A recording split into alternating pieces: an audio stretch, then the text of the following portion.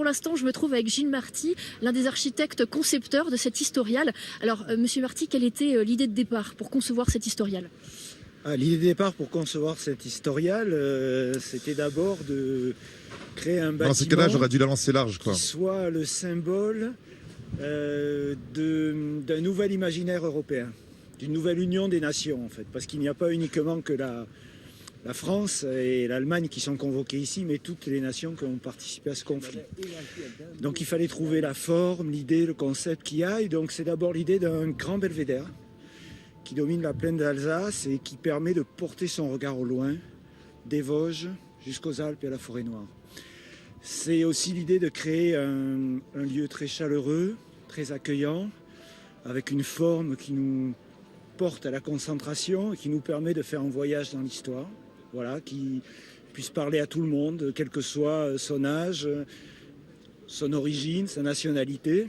Et puis c'était l'idée aussi de ne pas faire un musée au sens traditionnel, pas un bâtiment fermé, clos, mais un carrefour, un lieu où on a envie de venir, de revenir, un lieu à vivre et qui devienne demain un pôle de réflexion, de recherche, voilà, à l'échelle internationale, sur l'Europe et sur notre actualité d'aujourd'hui. Donc, résultat, ça donne un bâtiment assez rond avec beaucoup d'interactivité. Pourquoi cette idée de la rondeur?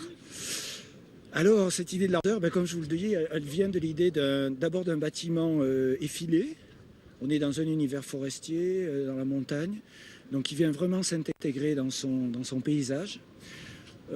Ça vient l'idée aussi d'un centre, c'est-à-dire c'est vraiment au cœur de ce centre on trouve l'histoire de la bataille. Et puis c'est vraiment...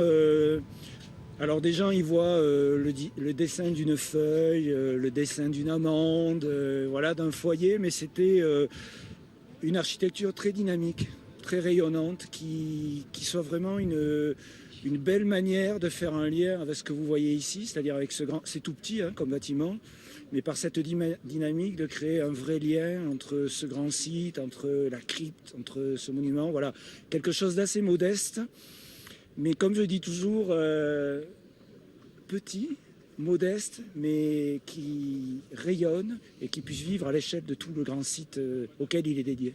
Combien d'années de travail? Alors, comme dirait Picasso, n'est-ce pas, vous savez ce qu'il disait à la fin de sa vie, un tableau c'est 70 ans de travail plus 5 minutes.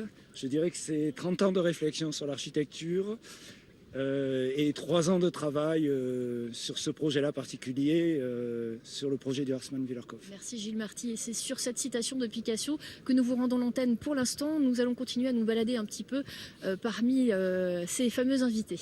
Oui, on a pu voir de très